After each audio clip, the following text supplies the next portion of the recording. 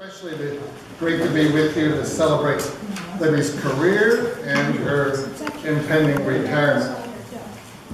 But you should know probably that actually, according to Libby, this is a little too much attention on her, and it really isn't necessary. You see, Libby was raised by a family that never left Sweden. Physically, they resided just north of Como Lake in St. Paul, but their Swedish character so dominated their family life that it could easily be argued that they never left Sweden. This claim is best understood in light of the Scandinavian concept of jantelof. Anybody heard of jantelof? The concept was first articulated by the Norwegian-Danish author Aksel Sandemose in the 1930s.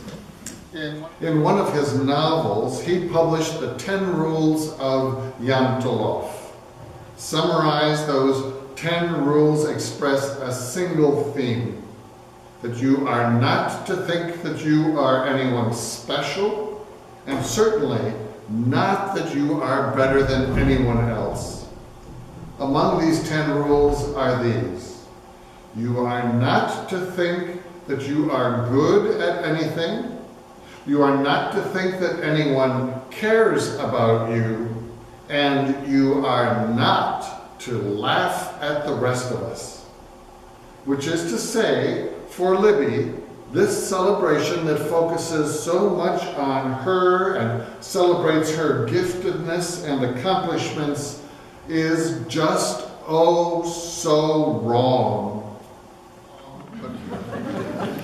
But we are in the United States, not Sweden, although it is Minnesota. And we here in Minnesota celebrate cultural diversity. So we're going to go for it. Damn the jantelof. Full speed ahead.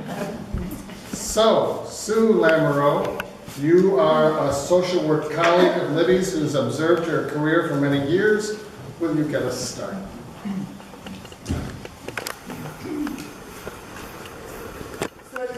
Intimidating to follow somebody who gave sermons for a living. I do not do talks professionally, and I am not Swedish, but I would share in, and I think it's probably what Libby and I have in common. I prefer also to not be the center of attention.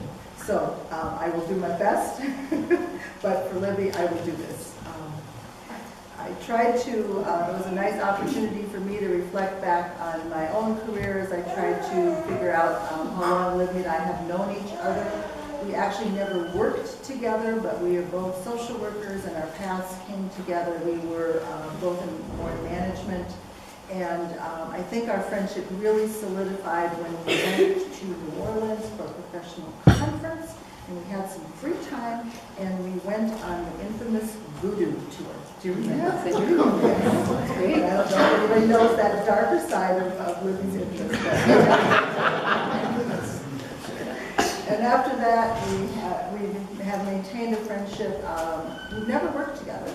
We've never worked even at the same institution. But we found a lot of affinity in, I think, our values. And so the things that I thought about is that what I admire about Libby is her quiet dedication to our field of social work, her continuing efforts to update her clinical knowledge, her goal of mentoring professionals and juggling. For anybody who's worked in healthcare, there are always conflicts that need to be managed, and Libby certainly has had more than her share of challenges managing conflicts in the different settings where she's worked. Well, juggling all of this, the other thing I admire is her ability to tend to family, friends, church, find time to keep fit, have fun, and she somehow managed and still manages to do all of this. I said to a social work colleague, through the hospital where Libby works, they were doing a major drug commission review, which is something that one would typically dread in healthcare, and some of us would have retired a few months before that to avoid having to go through one more, but Libby stayed on so she could work at the hospital through one more joint commission. And we passed it.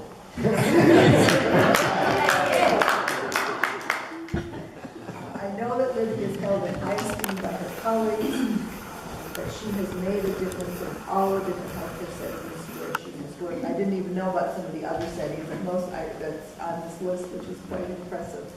What I'm looking forward to as Libby retires, and a lot of my friends are retiring ahead of me, so I get a chance to see how it's going to play out. But I know that as I continue in my career, that I will have a good friend and a good still colleague that I can turn to for the years that I have left. But anyway, he had a very, very distinguished career, and this is a nice opportunity to offer. Thank you.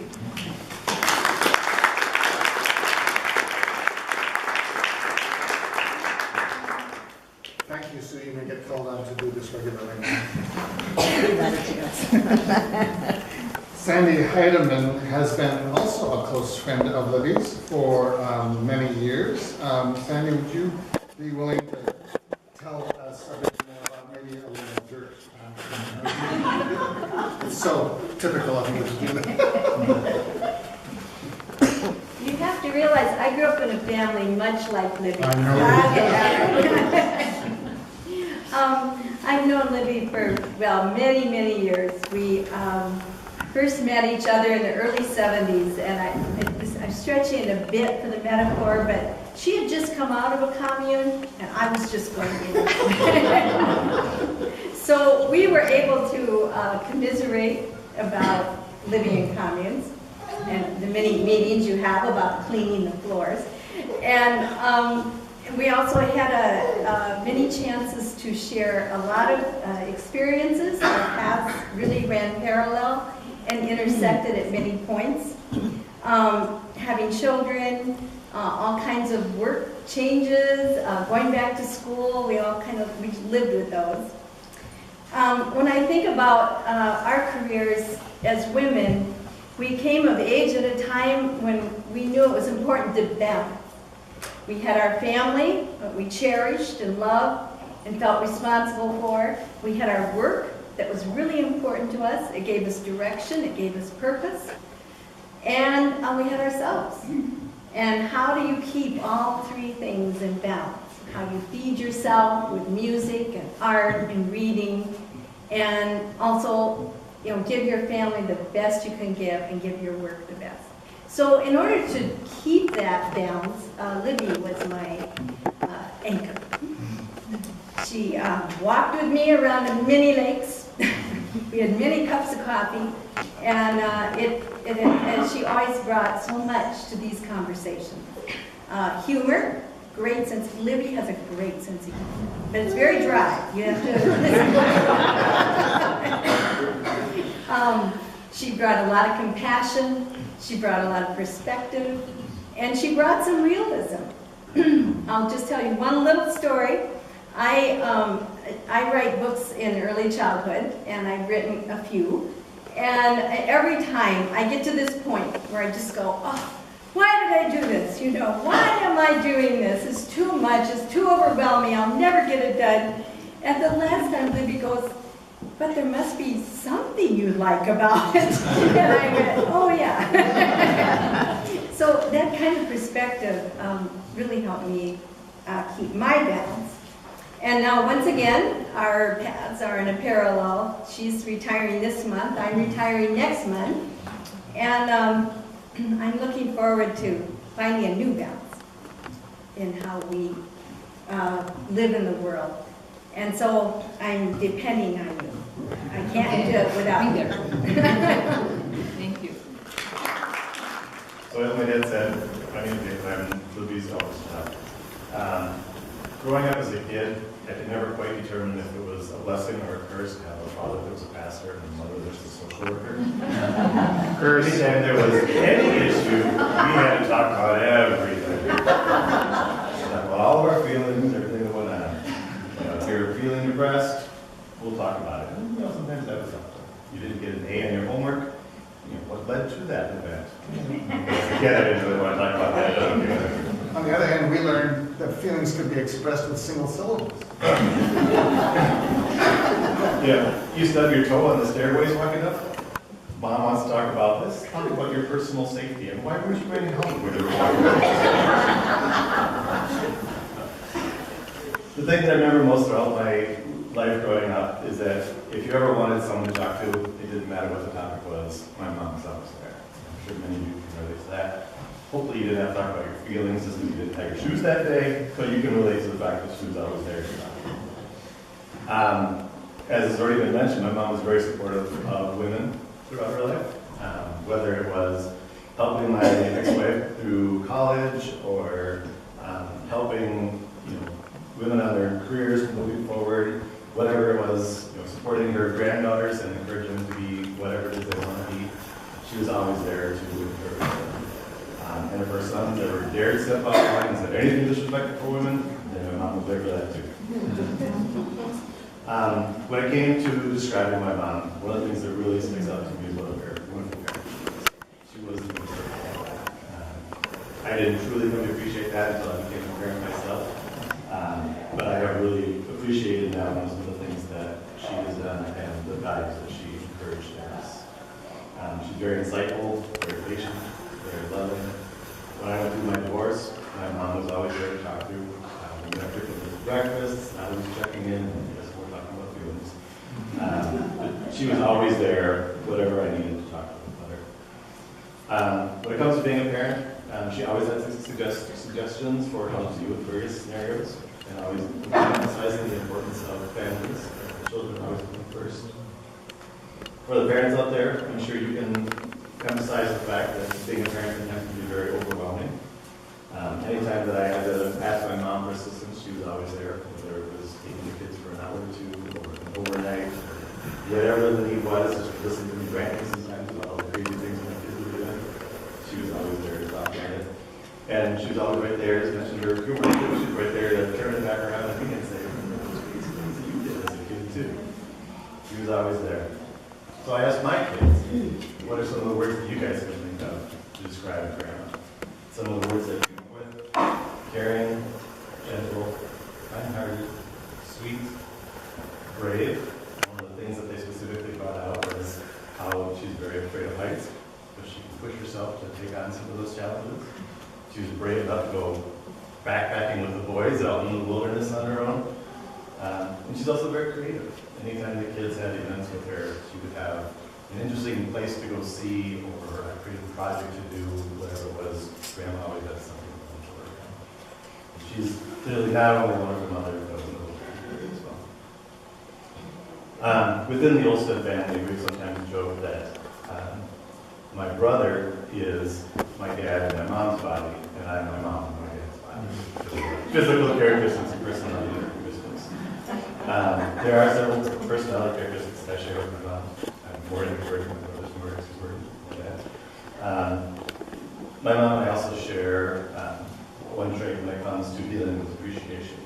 If someone wants to recognize or appreciate us, our typical response is to smile and say thank you, and we change the topic as fast as we possibly can. So, Mom, I'm sorry, but today is all about you. We can talk about your feelings in our next therapy session.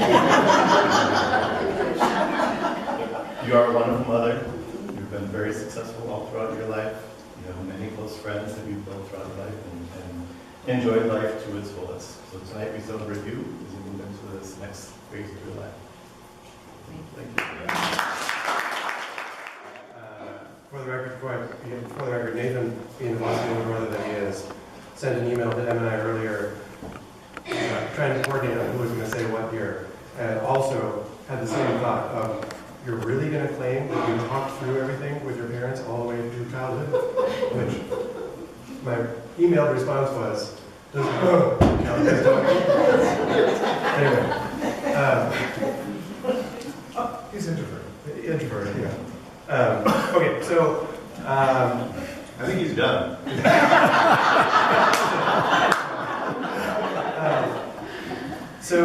I'll be brief with what I say, but one of my earliest memories from childhood goes back to Mom's first social work position at Children's Hospital.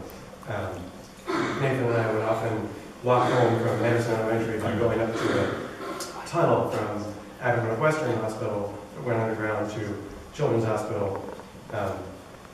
Well, I question anyone who lives in Minnesota permanently through the winter, at least there was some wisdom to build the tunnel. But anyway, we'd go through the tunnel.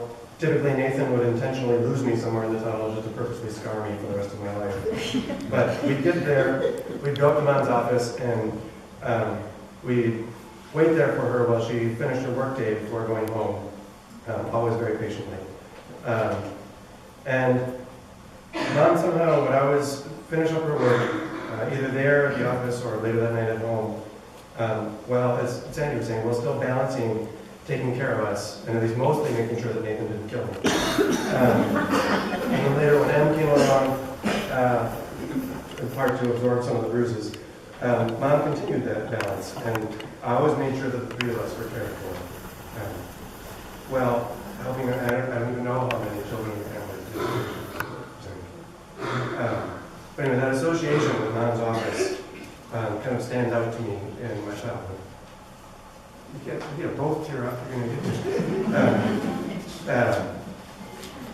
but it kind of defines my mom for me, the balancing of kind of the incredible circus act of full-time work and triple full-time motherhood between the three of us. I think each of us were a full-time job in our own ways. But I don't think, I mean, certainly not then, only now am I starting to realize just how hard that quadruple time job was. Wow.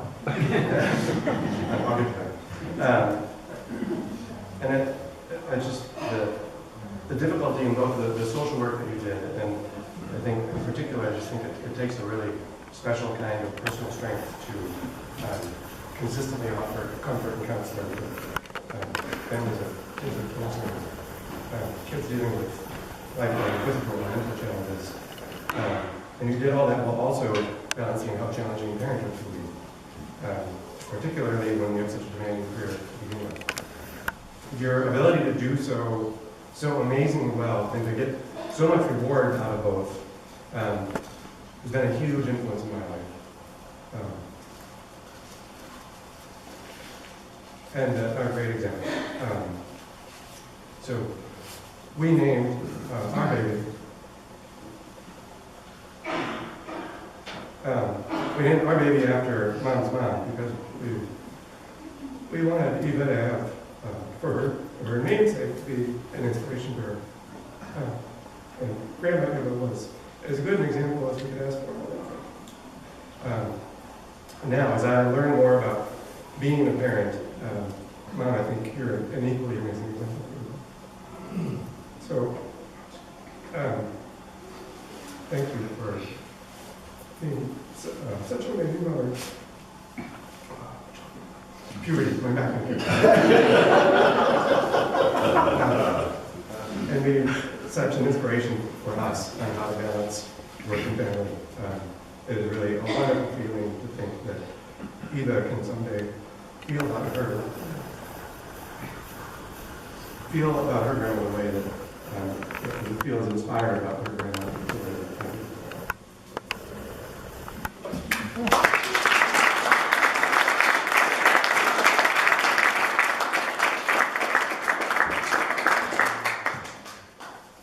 Thanks, both of you. Margaret Perryman was the Chief Executive Officer at Gillette for up until last year for you, and was your supervisor until Margaret retired about a year ago. She sent this greeting from Montana with regrets for not being here to do it in person. Dear Libby, congratulations on your retirement and best wishes for the next chapter of your life. You are now free to do as you wish. You have earned this freedom. You have dedicated your working life for the good of others and have helped hundreds of individuals and families to find their way through complex and sometimes devastating events. Thousands of people have benefited from your dedication and hard work. They are living their lives well because of your support and guidance. It is true that you will seldom know the extent and results of your good work with families and their children, but for the rest of your days, as you reflect on your work, you can be certain that you have made a difference in the lives of so many. I have enjoyed the many years that we worked together. I enjoyed hearing your stories about how patients were being helped by your staff, and about the hard work and dedication of your staff, especially when their work was very difficult. Clearly, you inspired their work, their individual growth, and their successes. You always had a good story to tell me. These stories warmed my heart and reminded me about the importance of our collective work. I am impressed with your calm attitude. No matter the difficulty, you were convinced that a solution could be found, and you would find it. You faced the challenges of working with people who were in crisis, many of them experiencing some of the worst moments of their lives, and you conveyed support, empathy, and hope to them. Since I retired, I have missed our conversations about travel in interesting countries, birds, bicycling, and Swedish culture. I hope that you and Keith can come to visit me after you are retired. I wish you great happiness and joy in the next chapter of your life. Margaret Perry.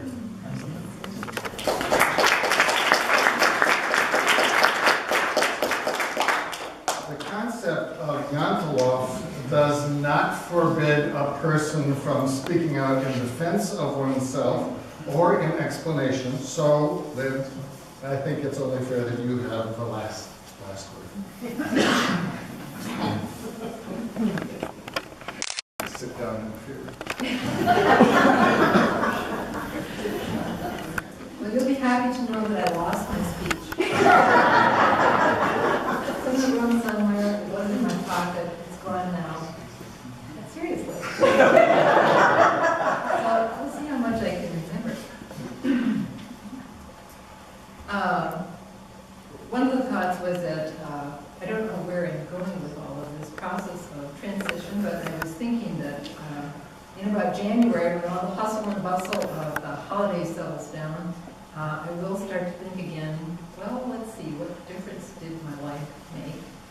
And I'll try and remember some of the thoughts from today and the fact that you all came and helped me to launch into this next stage. So thank you in part just for coming today. That's very nice.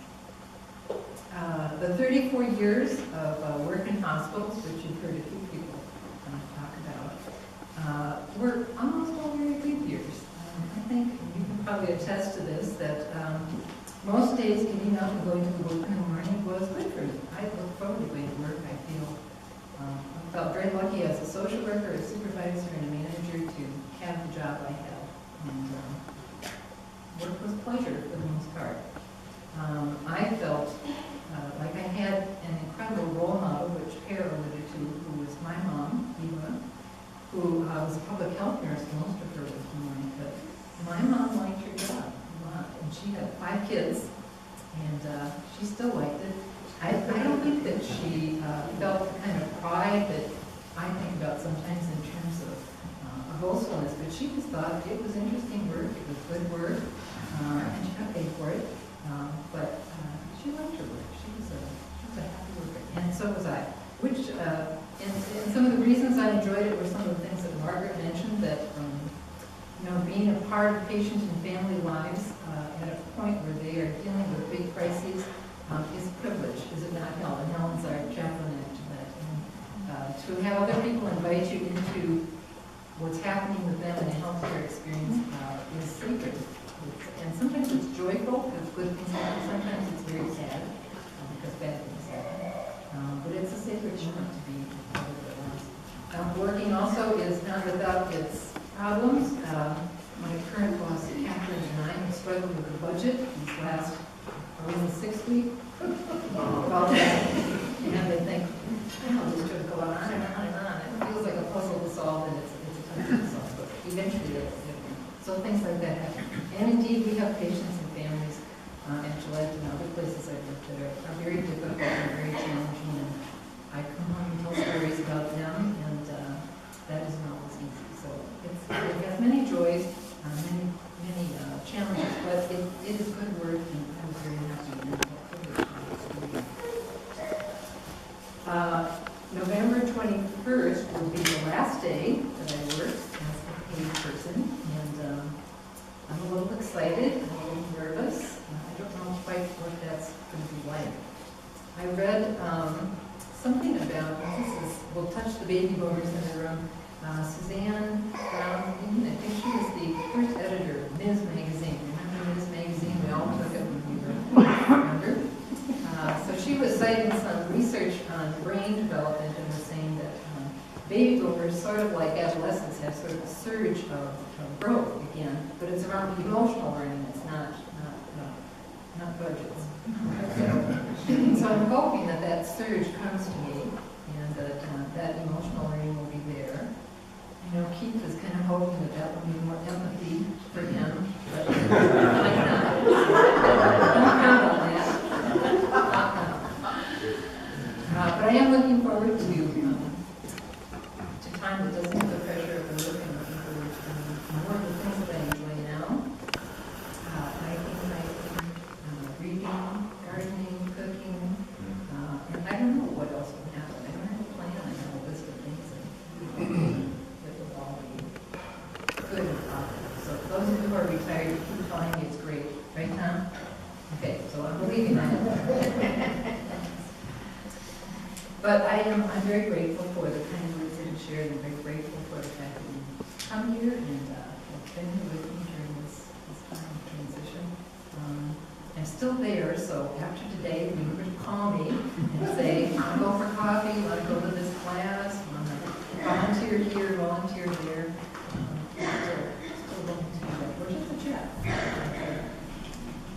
So I can't remember if maybe you took the speech. Didn't get much of it. Anyway, thank you very much for being here. There's more food, more conversation. Help yourself, and I look forward to seeing you in the future. Yeah.